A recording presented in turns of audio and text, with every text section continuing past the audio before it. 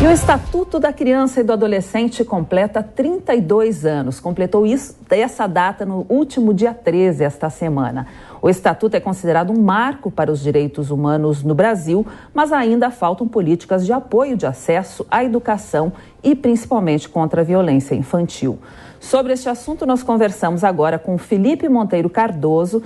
Ele é advogado, especialista em direito civil. Boa tarde, Felipe. Bem-vindo aqui à Jovem Pan News. Olá, uma boa tarde a todos. Gostaria de agradecer essa oportunidade da gente poder tratar aqui sobre o grande Estatuto da Criança e do Adolescente, que realmente é um marco fundamental para a gente poder olhar o melhor interesse aí desses que são os protagonistas de um país bem melhor, não é verdade? Isso aí. Felipe, eu gostaria que você fizesse uma avaliação para a gente sobre esses 32 anos aí do Estatuto, o que foi conquistado aí nesse tempo e o que falta ainda conquistar.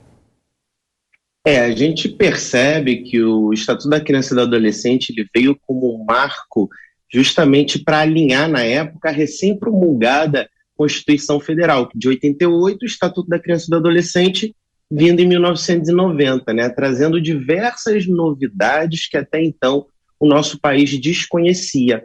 E uma das principais questões de grande importância para os menores, as crianças e adolescentes, é porque passou a trazer para eles protagonismo, determinando que toda a sociedade, de uma forma geral, tanto o pai como a mãe, a sociedade em geral e a justiça pública, para poder zelar pelo melhor interesse dessa criança, desse adolescente, trazendo um papel de protagonismo em relação ao futuro do país.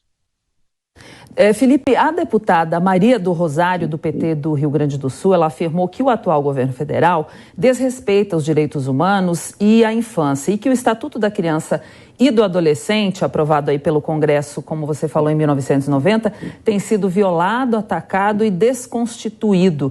Como você analisa essa questão?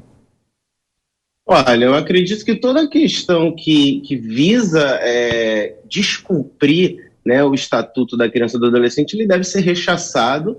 Entretanto, é interessantíssimo a gente perceber que nós temos hoje, graças ao próprio Estatuto, diversos órgãos para regulamentar eventuais descumprimentos deste.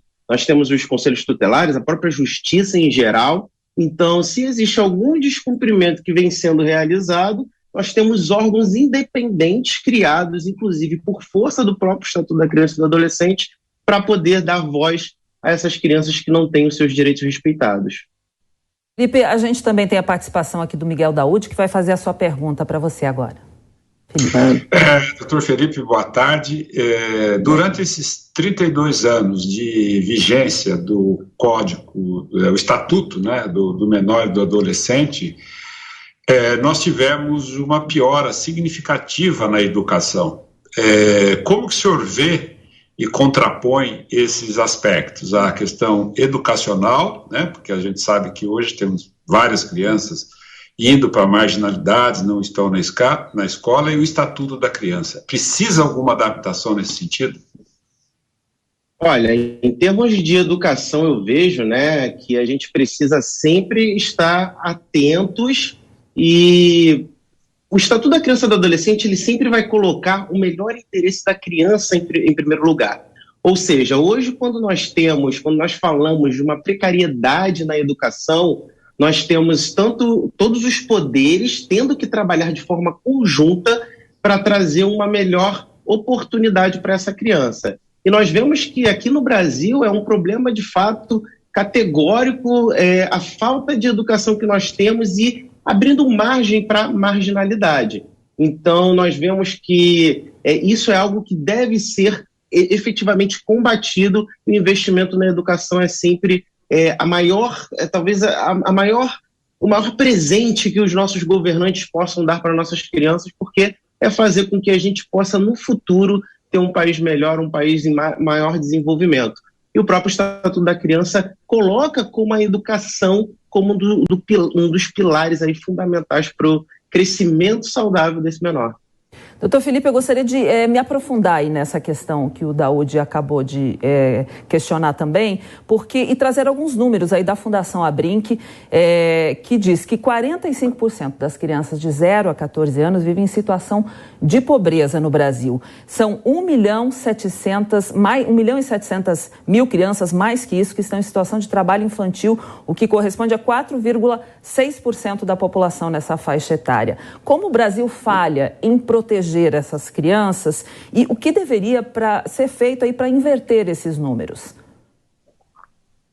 Olha, infelizmente são números bem grandes, né? Onde a gente sempre verifica que é necessário o simples investimento. Ideias e projetos que a gente pode estar buscando na ponta são fundamentais para a gente poder estar revertendo esse quadro. Dentro do aspecto educacional, a gente precisa fazer com que esse investimento seja realizado, mas não é só do ponto de vista financeiro, né? Eu acredito que não é simplesmente a gente injetar dinheiro, porque a injeção de dinheiro abre margem para muitas questões relativas à corrupção.